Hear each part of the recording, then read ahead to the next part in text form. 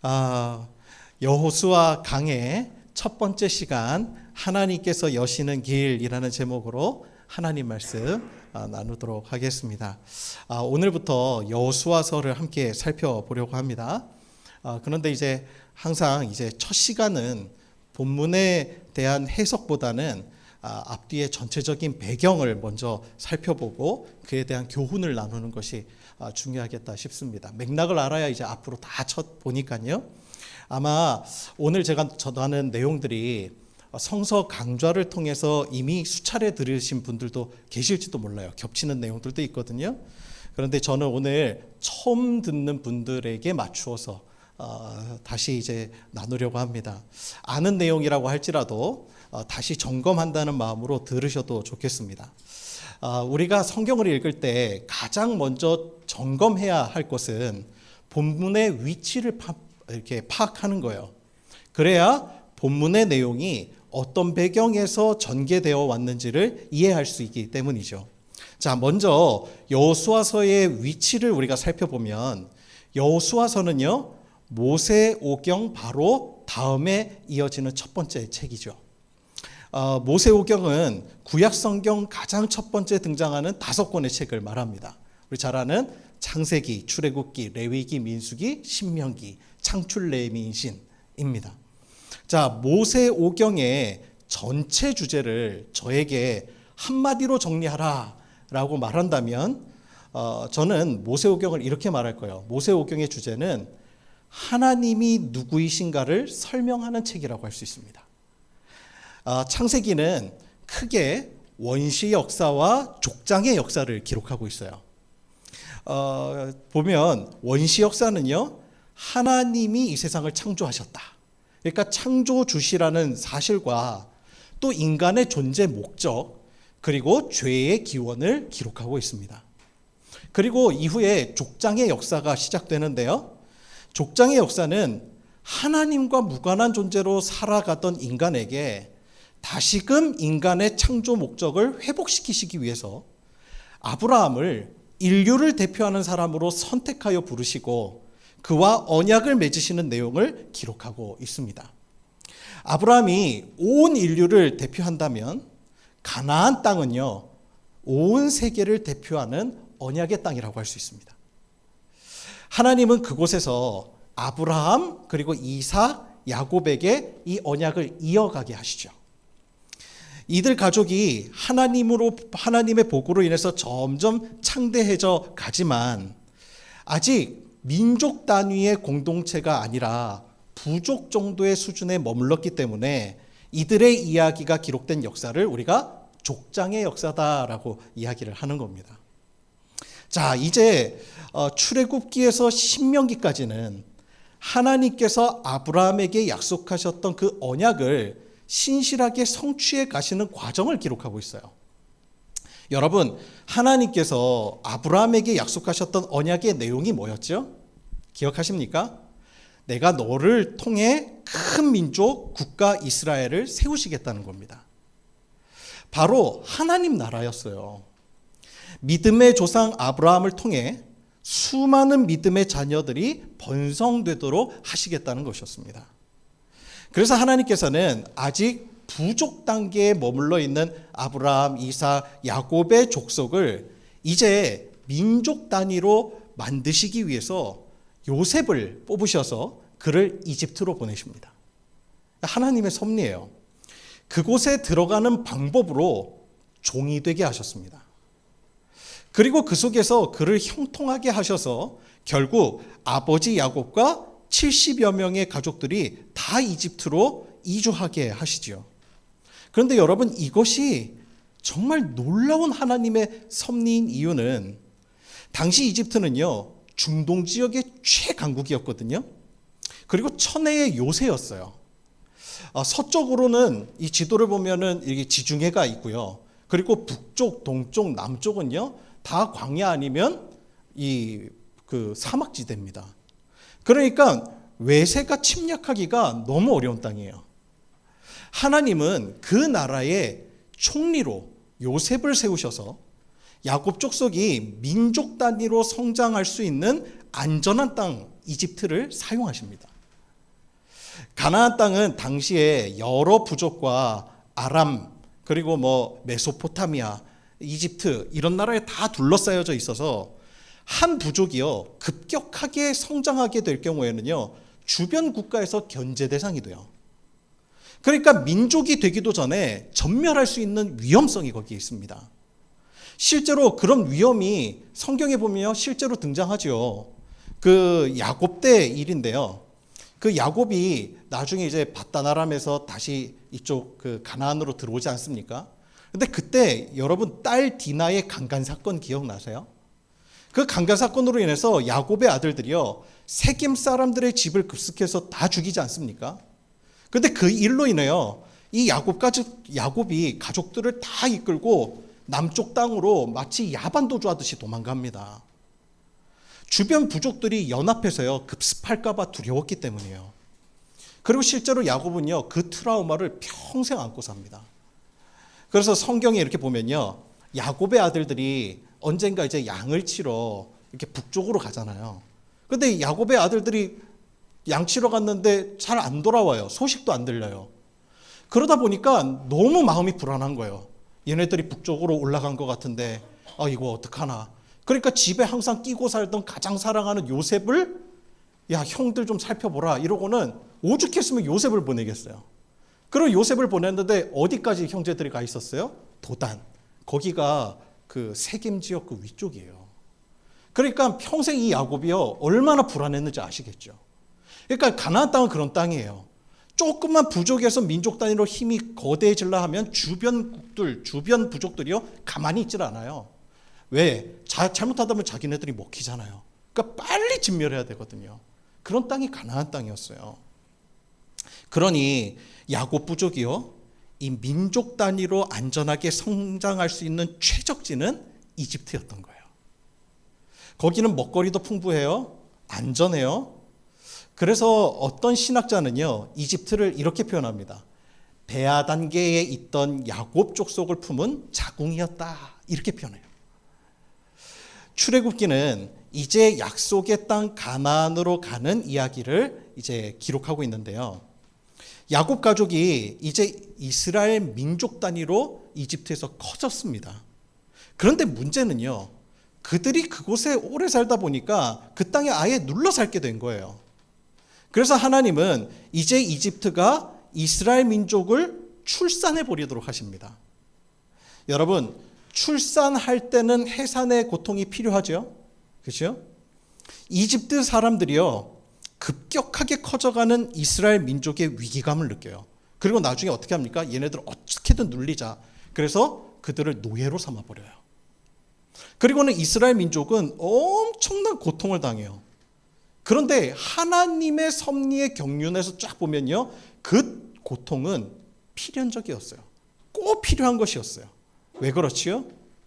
고통이 다가오고 나니까 이스라엘 민족이 떠나고 싶은 마음이 생겨요. 여기서는 이제 못 살겠다. 저 이집트 왕이 우리를 풍요롭게 해주는 왕인 줄 알았는데 근데 저 이집트 왕이 우리가 섬길 왕이 아니라는 걸 깨닫게 된 거예요. 이 세상에는 고통이 있구나. 그러면서 그들이 꿈꾸게 된 거예요. 무엇을요? 오래전에 하나님께서 아브라함과 이삭과 야곱에게 약속하셨던 그 가나안의 언약이 떠올리기 시작한 거예요. 하나님 나라. 그것이 그리워지게 된 거예요. 이곳에는 소망이 없다라고 생각한 거예요. 뭐 때문에요? 고통 때문에요. 고통이 있으니까 하나님께서 약속하셨던 가나안이 그리운 거예요. 그래서 여러분 출애굽기는 어떻게 시작하죠? 이스라엘 백성들의 절규와 신음소리로 시작이 돼요. 고통이 시작되고 나니까 그제야 하나님을 찾고 부르짖어요. 여러분, 우리에게 고통이 있는 이유가 있어요. 고통이 무슨 유익이 있을까 싶지만요. 인간이라는 존재 자체가 고통이 없으면 현재에 안주하게 됩니다. 여러분, 이탈된 궤도에 계속 머무르면 어떻게 되죠? 그 왜 제가 옛날에 죄라고 하는 단어가 헬라어로 이제 하마르티아라고 했잖아요. 그러니까 그게 원어를 해석해 보면 관역에서 벗어나다라는 뜻이거든요. 근데 여러분 처음에 궤도에서 쫙 벗어나면요. 처음 각도는 0.1도여도요. 이게 계속 지속되면 어떻게 돼요? 그 폭이 나중에는 점점 커지죠. 완전히 다른 거예요. 그렇죠? 그게 위험한 거예요. 여러분, 하나님께서 고통을 통하여서 그 이탈된 궤도를요 다시 맞추게 하세요. 그 다시 맞추어가는 이탈된 궤도를 맞추는 것이 고통인 거예요. 여러분, 여러분의 인생에 고통이 있습니까? 그 고통으로 인해 하나님을 부르짖게 됐습니까? 그 고통으로 인해 하나님을 찾게 됐습니까? 그 고통 때문에 하나님을 믿게 됐습니까? 그 고통으로 인해서 하나님 나라와 그 의를 꿈꾸게 되었습니까? 아, 이 세상은 고통이구나. 사람에게 소망이 있는 줄 알았는데, 이 풍요로움에 우리에게 소망이 있는 줄 알았는데, 희망이 있는 줄 알았는데, 이 세상의 가치와 이 세상의 질서와 이 세상의 풍요에 소망이 없다는 걸 깨달았어요. 그리고 하나님 나라와 그 의를 꿈꾸게 되었어요. 여러분, 만약에 고통이 그 역할을 했다면 그것은요, 복이에요. 축복인 것입니다. 왜요?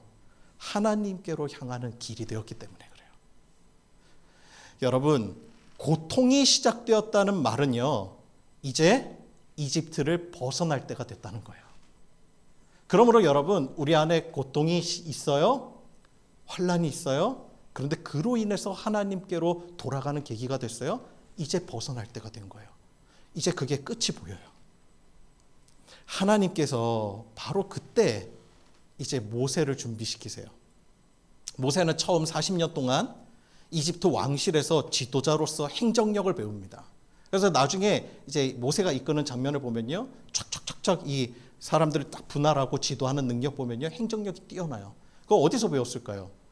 이게 군사적인, 나중에 보면요, 군사적인 용어들도 이제 원어로 보면 발견되거든요. 그게 이집트 이스라엘 백성들의 군대가 처음에 있었어요? 없잖아요. 그러니까 이집트에서 있으면서 다 배운 거예요. 하나님이 준비시키세요. 그런데 그것만 배우게 하시진 않죠. 그 이후에 하나님께서 광야로 그를 40년 동안 또 보내세요. 그를 왜 보내셨을까요? 이유가 뭘까요? 앞으로 이집트 백성들이요, 가나안 땅 가기 위해서 가장 먼저 이제 해변길로 가면 빠르지만 거기에 이제 블레셋 사람들이 살거든요. 그러니까 하나님께서 그들이 도망갈까봐 먼 광야 길로 돌아서 들어가게끔 하나님 인도하시거든요. 하나님께서요, 모세로 하여금 그들이 이제 이스라엘 백성들이 살아갈 광야 땅을 먼저 살게 하신 거예요. 하나님께서 어떻게 그 광야 땅으로 하나님이 인도하시는지. 여러분, 그 세월을 통하여서 이 모세는 광야에서의 삶도 배우고 그 세월을 통해서 광야의 리더십과 하나님에 대한 순종을 배우게 된 거예요. 이 모든 게 다 완벽한 하나님의 시간 속에서 진행되고 있었어요. 그래서 여러분, 성경을 읽어보면 전율하게 돼요. 너무나 놀랍지 않아요? 하나님의 타이밍, 완벽한 시간과 또 언약을 잊지 않으시고 그 약속을 이루어 가시는 하나님의 그 신실하심. 자, 이제 하나님께서 출애굽을 통해서 민족의 단위로 그들을 이스라엘 야곱 족속을 민족 단위로 만드셨어요. 자, 그러면 이제 무엇이 필요하죠? 자, 여러분, 국가의 3요소 아시죠? 국가의 3요소라고 하면 뭐예요? 국민, 주권, 영토. 그죠? 이 세 가지가 있어야 국가로서로 성립이 된다고 보통 얘기를 해요. 자, 하나님께서 출애굽기에서 민족 단위로 그들을 만드셨어요. 국민을 만드신 거예요. 그리고 하나님께서 시내 산으로 그들을 인도하십니다. 그리고 주권을 되찾게 하세요. 하나님께서 시내 산으로 온 그들에게 말씀하세요. 이제 너희는 이집트의 종이 아니야. 너희들은 이집트의 종이 아니다. 여러분, 주권의 상징물이 뭐죠? 주권의 상징물. 바로 헌법이에요, 헌법. 우리가 주인이라고 하는 것. 대한민국의 주인은 누구예요? 국민으로부터 나오는 거잖아요. 모든 권력은. 그러니까 헌법의 전문이요, 주권을 상징하는 거거든요. 여러분, 기업을 경영해 보신 분들은 아실 거예요. 우리가 기업이나 법인을 만들려고 해도요, 국세청에서 가장 먼저 요구하는 것이 정관입니다. 법이에요. 법률이에요. 하나님께서는요, 이스라엘을 부르셔서 그 국가의 설립 기반인 헌법을 주세요. 그게 바로 율법이에요. 율법은요, 이제 너희가 이집트 백성이 아니라 하나님의 백성이다라는 것을 시작으로 하나님의 백성이 살아야 할 삶의 방법들을 가르치십니다. 율법이요, 당시 모든 세상의 법과 구별되어, 세상은요, 약육강식의 세계예요. 모든 탐욕을 허용하되 국가가 자멸하지 않는 선에서 그 탐욕을 최소한으로 제한하는 가이드라인 정도만 제시하는 것이 국가입니다. 그게 세상이에요. 이런 세상에서 구제나 복지는요, 나라의 존립을 위한 최소한의 장치가 됩니다. 왜? 복지 안 하면요, 이렇게 할렘가들이 막 생기잖아요. 그렇죠? 그런데 여러분, 율법은 어때요? 완전히 그 당시 세상의 법과는 너무 다른 법을 하나님 주시는 거예요. 그 법은 보면 이 사람들을 구제하고 복지하는 것 의무예요. 이웃사랑, 정의와 공의는 필요한 것이 아니라 필수적인 것이고, 인간의 풍요가 부요함에 있는 것이 아니라 사랑에 달린 것이라고 주님 말씀하시는 거예요. 세상은 인간의 존재 목적이 힘과 돈, 명예, 인기에 달린 것인 양 가르치고, 이를 위한 정당한 경쟁에 맞추어서 법률이 제정되어 있다면, 율법은 인간의 존재 목적이 사랑에 있다라고 가르치는 겁니다. 그래서 하나님은 도움받을 곳이 전혀 없는 가난한 고아와 과부와 이방인을 도우라고 권면하시는 것이 아니라 명령하십니다. 우리가 오늘날 이 시대에, 이 땅에, 이 땅을 사랑하는 하나님의 자녀라면 우리는 우리 사회에 존재하는 사회적 약자들을 돌봐야 할 의무가 있는 거예요. 살 길이 막막한 미혼모들, 모든 것을 홀로 부딪히며 살아가야 할 고아들, 문화적 갈등을 겪는 다문화 가정과 이주 노동자들, 다수에게는 일상적인 것들이 커다란 장벽처럼 느껴지는 장애인들, 늘 사람이 그리운 독거노인들, 주님은 우리에게 그들을 돌보라고 하십니다. 물론 국가와 사회 공동체에서도 이들을 위한 정책이 있습니다. 그러나 관점의 근본적인 차이가 있어요. 세상은 우리가 부강하기 때문에 그에 걸맞는 복지 정책이 필요하다고 말합니다. 능력이 있어야 사랑할 수 있지 않냐.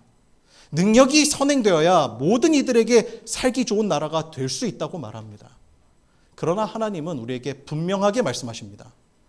너희가 서로 사랑하면 내가 복을 주겠다고 말씀하시는 거예요. 여러분, 이 차이를 아시겠습니까? 사랑하기 때문에 풍요로운 것입니다. 사랑이 모든 것을 이기게 하고, 사랑이 부요하게 하고, 사랑이 모든 것보다 소중한 것입니다. 유대인들이 모세오경을 토라, 즉 율법서라고 부르고 이 책들을 성년이 되면 달달 외우게 하는 이유가 있어요. 하나님께서 명하신 율법 613가지가 바로 이 오경에 다 기록이 되어 있고, 이 바로 법에 그들의 정체성이 있기 때문입니다. 나는 세상과 다른 방법으로 살아가. 그게 그들의 하나님의 백성이라는 증거가 되기 때문에 그래요. 자, 그러면 정리해봐요. 모세오경은 민족과 주권의 완성이 기록된 책입니다. 하지만 여러분, 아직 완성되지 못한 것이 하나 있죠? 그게 뭐예요? 영토예요. 그죠? 자, 이제 우리가 살펴보게 될 여호수아서가 바로 이 영토의 성취를 기록한 책이라는 거예요. 그래서 어떤 신학자는요, 여호수아서가 하나님의 언약을 최종적으로 완성하는 책이기 때문에 모세 육경이라고 불러야 한다라고도 말했어요.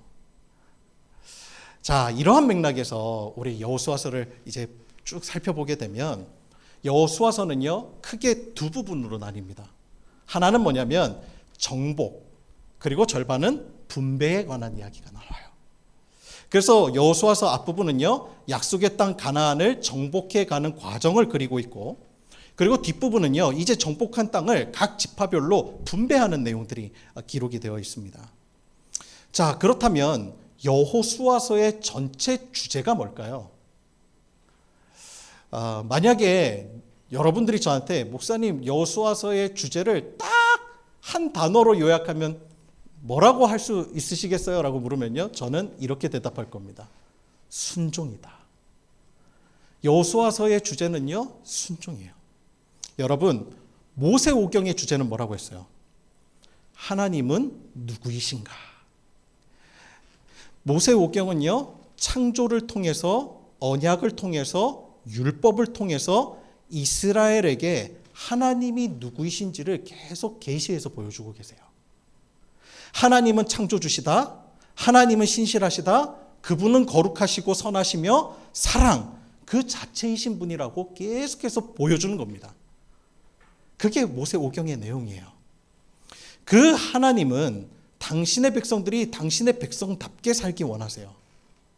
모세오경의 역사는 이스라엘 백성에게 그것을 가르치시는 내용이라면 이제 여호수아서는 실전인 거예요. 하나님의 약속이 진짜 신실한가? 그 백성으로 살기 위해서 우리에게 필요한 것, 우리에게 하나님께서 요구하시는 것은 딱 한 가지입니다. 능력도 아니라 재능도 아니라 돈도 아닙니다. 바로 순종입니다.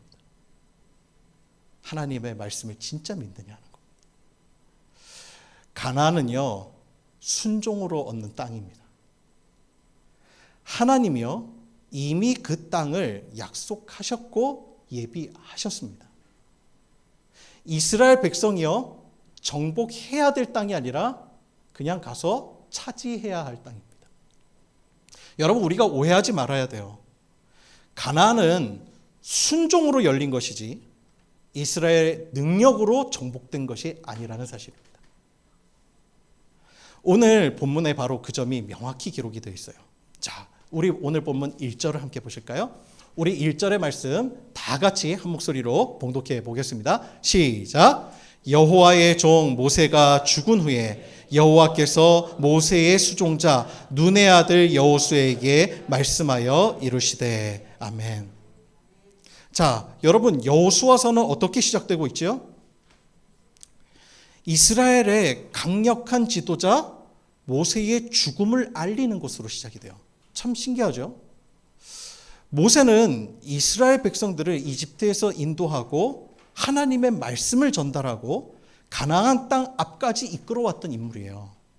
이스라엘 역사 전무후무하게 가장 강력한 지도자를 꼽으라면 아마 모세를 꼽을 겁니다. 여러분, 지금 이스라엘 백성들의 최종 목적지가 어디예요? 가나안 땅이죠. 그죠? 가나안 땅에는요, 그런데 죄악에 물들어 있는 잔인한 일곱 족속이 이미 머물고 있어요. 그들은 기골이 장대합니다. 안악자손들 뭐 크다고 그러잖아요.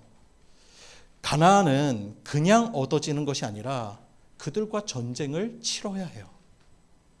이스라엘 백성들의 전쟁 경험은요, 광야에서 아말렉 사람들이 막 쫓아올 때 그때 이렇게 막 도망가다가 오영부영 하다 갖고 싸운 그게 전부예요. 전쟁 경험이 거의 전무합니다. 그러니까 거의 전쟁 경험이 없다고 봐야죠. 그래서 어쩌면요, 광야 여정 중에 가장 중요한 그때에 모세가 죽은 거예요. 가장 필요한 때에 하필이면 그때 그 지도자가, 강력한 지도자가 죽어버린 거예요. 여러분, 이게 얼마나 두려운 일이에요. 여러분, 이것이 위기입니까? 아닙니까? 오늘 1절부터 나오잖아요. 모세가 죽은 후에라고. 여러분, 이거 위기예요? 아니에요? 조금 약한 것 같아요. 제가 명확한 답을 제가 드리기 위해서 다시 한번 질문하겠습니다. 여러분, 모세의 죽음이 위기입니까? 위기입니까? 위기죠. 그죠? 여러분, 약간 덥죠? 네, 조금 저만 더워요? 열을 내서 그런가? 여러분, 더우면요, 보통 졸리기 시작해요. 그러니까 여러분 정신 똑바로 차리고요. 그리고 이제 말씀에 집중해 보세요. 아셨죠? 자, 위기예요. 그냥 위기가 아니라요, 엄청난 위기예요. 특히 여호수아에게는 더욱 위기입니다. 여러분, 이제 그 지도자의 자리를 여호수아가 받게 됐어요. 근데 여러분 상상해 보세요. 여러분이 여호수아라고 한번 생각해 보세요. 지금요, 눈앞에 200만 명이나 되는 사람들이요, 그 눈이 나에게 쏠려 있어요. 야, 앞으로 너 어떻게 우리 먹여 살릴 거니? 어디로 이끌 거니? 야, 우리가 뭐 할까? 이런 거 나만 지금 손가락 빨면서 쳐다보고 있는 거예요. 여러분 부담이 돼요, 안 돼요? 엄청 부담되는 거죠. 그런데 여러분 그것이요 사람에게는 위기일지 모르지만 하나님의 관점에서는 기회였어요. 무슨 기회지요? 그 답이 2절에서부터 4절까지가 기록되어 있어요. 우리 함께 봉독해 볼까요? 길지만 시작. 내 종 모세가 죽었으니 이제 너는 이 모든 백성과 더불어 일어나 이 요단을 건너 내가 그들 곧 이스라엘 자손에게 주는 그 땅으로 가라. 내가 모세에게 말한 바와 같이 너희 발바닥으로 밟는 곳은 모두 내가 너희에게 주었노니 곧 광야와 이 레바논에서부터 큰 강, 곧 유브라데 강까지 해쪽 속의 온 땅과 또 해 지는 쪽 대해까지 너희의 영토가 되리라. 아멘. 자, 여러분 이 말씀의 뉘앙스를 잘 보세요. 자, 하나님께서 2절에서 이렇게 말씀하시죠. 내 종 모세가 죽었으니. 그런데요, 보통 이게 슬픈 뉘앙스일까요? 기쁜 뉘앙스일까요? 잘 감이 안 오세요? 그러면 그 다음을 읽어보면 알아요. 그 다음에 내 종 모세가 죽었으니 그 다음 이제 너는 이 모든 백성과 더불어 일어나. 자, 여러분 어떻게 느껴지세요? 제 연기력이 좀 부족했나요? 자, 다시 한번 연기해 볼게요. 내 종 모세가 죽었으니 이제 너는 이 백성과 더불어 일어나. 여러분 이 문장의 맥락에서 여러분 위기가 느껴지세요? 아니면 기회가 느껴지세요? 여러분 보통 인간사에서 보면요, 강력한 지도자가 죽으면요 비상체제에 돌입합니다. 그죠? 조직을 다시 한번 정리해라. 우리 정비하자. 어떻게 그동안 했었지? 그런 시간이 반드시 필요해요. 그렇죠? 그런데 하나님의 말씀은요 마치 모세의 죽음을 기다렸다는 듯이 곧장 이제 일어나라 그렇게 말씀하시는 거예요. 그리고 주저하지 말고 이 요단강을 건너가 가나안 땅으로 들어가라고 말씀하시는 거예요. 여러분 이 말씀이 의미하는 것이 무엇이겠어요? 하나님의 입장에서 현재의 상황을 보면 모세가요, 지도자가 모세든 여호수아든 아무 상관이 없어요. 왜요? 모세는 사라졌지만요, 실제로 이스라엘을 이끌어 가신 하나님은 그들과 함께 계시기 때문입니다. 아멘입니까? 2절에서부터 4절은 아브라함으로부터 시작하여 모세, 이제 여호수아에게도 반복되고 있는 그런 언약을 다시 반복해 주시는 내용이에요. 이게 무슨 뜻이죠? 세월이 흐르고 지도자가 바뀌고 상황이 변해도 하나님의 언약은 바뀌지 않았다는 거예요. 이스라엘 백성들은 40년의 광야 생활 동안 지도자 모세를 의지했습니다. 그러나 모세는요, 하나님의 도구였지 그가 주체가 아니었거든요. 그의 죽음은 지금 이스라엘 백성의 누가 참 인도자인가 그것을 다시금 인식하게 하는 사건이 된 거예요. 그동안 그들은 모세가 인도자라고 생각했어요. 모세는 몇 살에 죽었어요? 모세가 120살에 죽었죠. 40년의 세월을 살았습니다. 자, 여러분 우리가 이 점을 잊지 말아야 해요. 이 점을. 여러분 사람은 언젠가 떠납니다. 사람의 판단력은요 흐려집니다. 목회를 하다 보니까요, 목회자의 가장 큰 적은 다른 것이 아니라 목회자 자신임을 깨닫게 되더라고요. 목회자도요 나이가 들면 늙고 판단력이 흐려지기도 하고 변화되는 세상을 젊은이들처럼 빨리 적응하기가 어렵습니다. 그런데 이상하게도 목회자들은 자기 자신을 자신할 때가 있어요. 점점 판단력이 흐려지지만 욕심이 오히려 많아지는 경우가 있습니다. 그래서 목소리는 높아지고 내가 아니면 안 된다는 생각, 잊혀지지 않고 싶은 욕구도 생겨요. 그래서 은퇴 전후로 교회에 큰 어려움을 끼치는 분들이 많더라고요. 목회자의 은퇴 연령은요, 일반 사회보다도 훨씬 높습니다. 우리 교리와 장정에 보면 목회자 은퇴 연령이 만 70세예요. 뭐 요즘에 좀 줄이자는 말도 나오지만 또 반대로 올리자는 분들도 계시더라고요. 그러니까 그럼에도 불구하고요, 은퇴 후에도 사역을 놓치지 못하는 경우들을 많이 봐요. 놓지 못하는 거예요. 왜 그렇습니까? 하나님이 이끄실 거라는 사실을 믿지 못하기 때문입니다. 나 아니면 안 되기 때문에.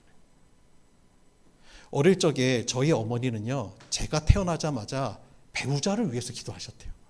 제가 태어나자마자. 여러분, 이거 너무 이른 기도 아니에요? 그죠? 너무 빠른 기도 같잖아요.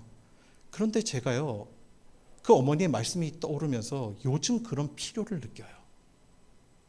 아직 젊은 목회자지만 은퇴를 위해서 지금부터 기도하게 돼요.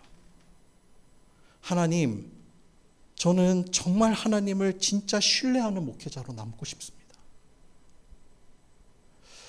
모세는 홀로 공동체를 떠나 누구도 찾을 수 없는 곳에서 죽었어요. 지금까지 그의 무덤조차 찾을 수가 없습니다. 아는 사람이 아무도 없어요. 엄청난 영웅인데 여러분 생각해보면 너무 허무하지 않아요? 그런데 아니에요. 복음의 관점에서 보면 그것이 모세에게도 영광이 됩니다. 평생을 하나님을 위해 헌신했는데 죽을 때가 되어 그 영광을 다 자기 것을 취하고 죽는다면 여러분 얼마나 큰 고통입니까? 여러분 이스라엘 사람들이요, 이집트에서 뭐 하면서 지냈어요? 이렇게 물이 들어오는 때에는, 물이 넘치는 때는 농번기, 그리고 쉬는 겨울 때는 뭐 했는지 아세요? 피라미드 지었어요. 피라미드. 여러분 생각해 보세요. 이스라엘 사람들이요, 모세가 이스라엘 사람들 한가운데 죽었다고 생각해 보세요. 이스라엘 백성들이 뭐 했겠습니까? 자기네들의 전문 지식이 다 피라미드 짓는 건데 어느 것보다 우리의 영웅이자 우리의 민족의 지도자인 모세의 피라미드, 우리가 봤던 이집트보다는 크게 지어야 되지 않겠냐? 안 지었겠어요? 어마어마하게 지었을 겁니다. 만약에 그렇게 지었다면요, 지금까지도 수많은 유대인들이 그 무덤을 순례하고 있었을 거예요. 순례 코스였을 겁니다. 아마 그 광경을요, 천국에서 모세가 본다면 어땠을까요? 하나님 앞에서 얼마나 나 부끄러웠겠어요. 이거 내가 한 게 아닌데. 여러분, 지도자의 사명은 쓰임받는 동안 최선을 다하여 하나님의 도구가 되되 그 끝은 잊혀지는 것이 복이에요. 잊혀지고 싶지 않은 마음, 좀 더 사역의 중심에 있고 싶은 마음, 그 마음이 누군들 없겠습니까? 내가 잊혀지고 하나님이 드러나는 것, 그것이면 충분하다는 그 고백이 우리에게 있어야 되는 거예요. 여러분, 신약에 보면 세례 요한이 요단강가에서 회개 세례를 주는 사역을 하죠. 그런데 어느 날 세례 요한의 제자들이요, 세례 요한에게 다급하게 찾아옵니다. 그리고 마치 예수님을 고발하는 듯한 이야기를 해요. 아니 선생님, 옛날에 선생님한테 세례받았던 그 예수라는 분 있잖아요.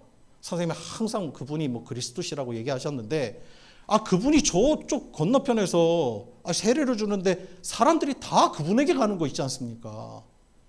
여러분 이 말의 뉘앙스가 뭐예요? 세례는 누구의 전유물이에요? 왜 이름도 요한이 아니라 세례 요한이었겠어요? 세례는 요한의 전매 특허인데 이게 업종에도 상도가 있지. 하려면 어디 멀리 가서 하든지.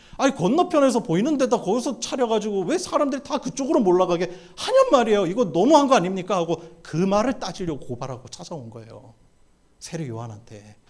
근데 그때 그 말을 들은 세례 요한이 뭐라고 고백해요? 나는 기쁘다는 거예요. 나는 신랑의 친구다. 그런데 예수님은 신랑이신데 이제 신랑을 잃어버린 신부 이스라엘에게로 주님이 오신다는 거예요. 그런데 이 신랑의 친구는 역할은 뭐냐면 이 신랑을 신부에게로 인도하는 거예요. 그리고 신랑 앞에서 우리 신랑 오신다, 그 역할을 자기가 받았다는 겁니다. 그러니까 신랑이 신부에게로 가는 걸 보면서 신랑의 친구인 자기가 기뻐해야지 도대체 어떤 마음을 가져야 옳으냐고 오히려 반문하는 거예요. 그래서 자기 자신은 그 기쁨으로 충만하다는 거예요. 그리고는 이어서 아주 유명한 말을 남기죠. 명언. 예수님은 흥하셔야 하고 나는 쇠하여야 하리라. 여러분, 예수님 흥하고 나도 흥하고 이 얘기 아니에요. 예수님은 흥하지만 나는 쇠하여야 하리라. 여러분, 이 고백이 우리에게도 있습니까? 교회 사역할 때도 그때 우리에게 예수님도 흥하지만 나도 흥하고 싶은 마음이 있잖아요. 내 이름도 드러나고 싶고. 아닙니다. 내가 부족하고 연약하고 잊혀질수록 주님이 드러난다면 그것으로 기쁜 거죠. 사역을 하다 보면 두 가지 부류의 사역자들을 만날 때가 있어요. 자신이 아니면 안 된다고 생각하는 사람들. 그래서 늘 사역의 중심이 되어야 하고 남이 한 것에 만족하지 못하고 부족한 점만 보이는 사람. 칭찬이 인색해요, 이런 사람들은. 그리고 무대 뒤에서 이렇게 섬기는 걸 못합니다.